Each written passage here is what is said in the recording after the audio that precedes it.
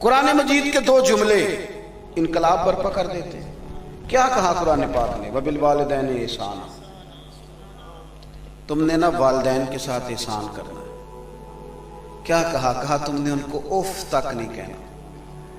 آپ ڈھونڈ لیں، ساری تاریخ لے آئیں بڑے بڑے لوگوں کے اقوال، اور آپ لائیں کھڑا کریں، لا کے اس اسکالر کو جو آپ کو کہتا ہے کہ میں جناب وہ والا اسپیکر ہوں جو آپ کی ذہنی تربیت کرتا ہوں، وہ کتنے بھی قول پڑے گا، کیا کرے گا؟ قرآن نے بات ہی ختم کر دی کہ جب اف بھی نہیں کہنا تو پھر آگے جائیں گے کہاں؟ اف تک نہیں کہنا، ختم ہو گئی بات۔ وہ تکلیف بھی دیں گے بعض اوقات، ان کی بیماری کی وجہ سے کہیں آپ کو آزمائش بھی آئے گی، کہیں وہ اپنے مزاج کے لحاظ سے سخت بھی ہوں گے، وہ جو بھی کر جائیں۔ اور میرے محبوب نے بات کو اور کھول دیا تھوڑا سا۔ میں نے کہا یہ آپ کو جینا سکھاتا ہے کتاب و سنت، جینا، یہ جینا سکھاتا ہے۔ وہ الگ بات ہے کہ ہم نے چیزوں کو سطحی رکھا، کبھی وہ تزنی نہیں ہوئے۔ اور بات کھول دی حضور نے۔ ایک صحابی نے عرض کی یا رسول اللہ، آپ بار بار فرماتے ہیں ماں باپ کی خدمت کرو، تو اگر وہ ظالم ہو تو؟ کڑوے نہیں کہا، ہمارے ہاں زیادہ تر یہ شکایت کی جاتی ہے کہ ابا جی طبیعت کے سخت ہیں، سخت نہیں کہا، کڑوے نہیں کہا ظالم ہو، ظالم پھر بھی خدمت کریں۔ اس نے ایک دفعہ پوچھا تھا، اللہ کے رسول نے 3 دفعہ فرمایا او یظلم، اگرچہ وہ ظلم کرے، اگرچہ وہ ظلم کرے، اگرچہ وہ ظلم کرے، لیکن تیرا باپ ہے، تیری ماں ہے، تو نے قدر ہی کرنی۔ تو نے یہ کتاب آپ کو جینے کا، میں آپ کو عرض کروں، میرا دعویٰ ہے، میں چونکہ بڑا آدمی نہیں ہوں تو میں چیلنج نہیں کرتا، دعوے نہیں کرتا، چھوٹا آدمی ہوں تو چھوٹی باتیں کرنے کی کوشش کرتا ہوں، لیکن دعویٰ کر رہا ہوں، دعویٰ خالی ترجمے کے ساتھ اور ضروری تفسیر کے ساتھ آپ لوگوں کو قرآن مجید کا علم سکھا دیں، میں بہت بڑا دعویٰ کر رہا ہوں، پوری دنیا سے خودکشی مکمل طور پر ختم ہو جائے گی۔ کیونکہ وہ دیکھیں نا، قرآن مجید نے، قرآن پاک نے 100 کے قریب مرتبہ صبر کا حکم دیا ہے، 100 مرتبہ تقریباً، کم و بیش۔ آپ کو حوصلہ سکھا دے گا کتاب و سنت۔ نبی پاک صلی اللہ تعالی علیہ وسلم کی تربیت کی طرف آپ بڑھیں گے تو شاید 900 کے قریب آپ کو حدیثیں ملیں جن میں حضور نے صبر کی بات کی۔ آپ کو وہ حوصلے ملیں گے، وہ توانائی ملے گی، وہ کمال ملے گا، آپ کو جینا آئے گا، آپ کو پتہ چلے گا کہ جناب کو ضروری ہے کہ سویرے انقلاب آئے۔ آپ کا سچا ہونا شرط ہے۔ اگر جناب یوسف کو تھوڑی دیر کے لیے جیل بھی جانا پڑ جائے تو اللہ حکومت عطا کاری دیا کرتا ہے۔ آپ کا سچا اور کھرا ہونا شرط ہے۔ لیکن یہ حوصلہ کب آئے گا؟ جب آپ کتاب و سنت پڑھیں گے۔ اور جب آپ یہ نہیں پڑھیں گے پھر آپ میں صبر نہیں، بے صبری ہے، آپ ڈپریشن کا شکار ہیں، آپ لڑ رہے ہیں، آپ تلخی۔ میں تو نا اب سب سے زیادہ جس بات سے پریشان ہوں وہ لوگوں کی جلد بازی ہے، بڑی جلدی ہے۔ ہمارے ہاں محسوس یہ ہوتا ہے کہ شاید یہ 5 منٹ کام لیٹ ہو گیا تو طوفان کھڑا کر دیں گے سارے لوگ۔ اطمینان نہیں، ٹھہراؤ نہیں۔ آپ کو صبر کرنا ہے، آپ کو اطمینان رکھنا ہے۔ مجھے بتاؤ کوئی ڈاکٹر ایسا آپ کو آج تک ملا ہے کہ آپ دوا لینے جائیں تو وہ کہے کہ یہ سیرپ میں دے رہا ہوں، آج ہی ساری بوتل پی لو ٹھیک ہو جاؤ گے؟ وہ کہتے ہیں 1 چمچ صبح پینا، 1 شام کو پینا۔ چمچ بھی بتاتا ہے کون سا ہو، چائے والا ہو کہ دوسرا ہو، یہ بھی بتاتا ہے، کوئی تگڑا چمچ نہ پی لینا۔ یعنی ساتھ وہ کہتا ہے کہ ایسا نہ ہو کہ کھانا پکانے والے چمچ میں دوائی پی لو۔ وہ کہتا ہے کہ جو چمچ ہے نا چائے کا، وہ چمچ پینا، 1 صبح 1 شام۔ اور پھر وہ یہ بھی نہیں آپ کو کہتا کہ میری گارنٹی ہے کہ آپ 7 دن میں ٹھیک ہو جائیں، کہتے 7 دن کے بعد دوبارہ آنا۔ خدارہ چیزوں کو سمجھو۔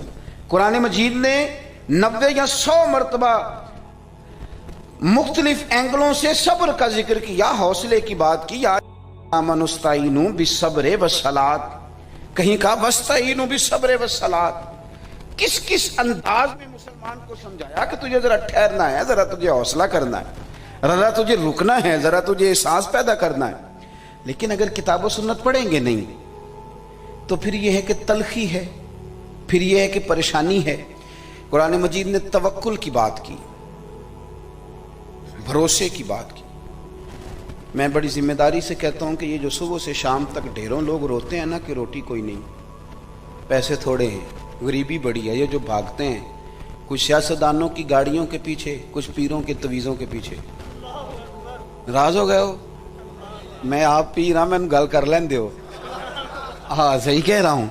अल्लाह खैर। वो मेरे पास एक साहब तवीज़ लेने आ गए, मैंने उनसे कहने लगा जी काम नहीं चलता। मैंने कहा सूरत वाक़या पढ़ें कि जो पीर साहब को 2 लफ्ज़ लिख नहीं देंगे तवीज़ वाले। वो मैं क्या खुदा दे बंदे मैं लिख के देंगा तो पता नहीं की लिख देंगा। ये सूरत वाक़या वो तावीज़ है जो मदीने वाले रसूल ने अता फरमाया।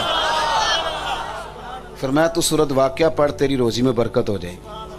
आपने बात को समझना है और गौर करना है कि ये जो इतनी डिप्रेशन है ना, अगर वो तवक्कुल का सबक जो हमें कुरान ने पढ़ाया, वमन यतवक्कल अलल्लाह फहुव हस्बुह, फरमाया तू रब पर भरोसा तो कर, अल्लाह तेरे लिए काफी हो जाएगा। और कहीं कहा तू डर जा, वमन यत्तकिल्लाह मखरजा, जो अल्लाह से डरेगा अल्लाह उसके लिए कोई रास्ता। इसी तरह जी आयत सूरह तलाक की, वमन यत्तकिल्लाह यजअल लहू मखरजा, जो अल्लाह से डरेगा अल्लाह उसके लिए रास्ता बनाएगा। तो किस तरह का बनाएगा? वह यरज़ुक़हु मिन हैसु ला यहतसिब, वहां से रिज्क देगा तूने कभी सोचा भी नहीं होगा। अगर कोई डर जाए अल्लाह से, कोई यजअल लहू मखरजा, अल्लाह उसके लिए रास्ता बना देगा, निकलने की राह बना देगा। अगर ये बात समझ में आ जाए, तवक्कुल का बाब मैं आज ही बयान कर रहा था।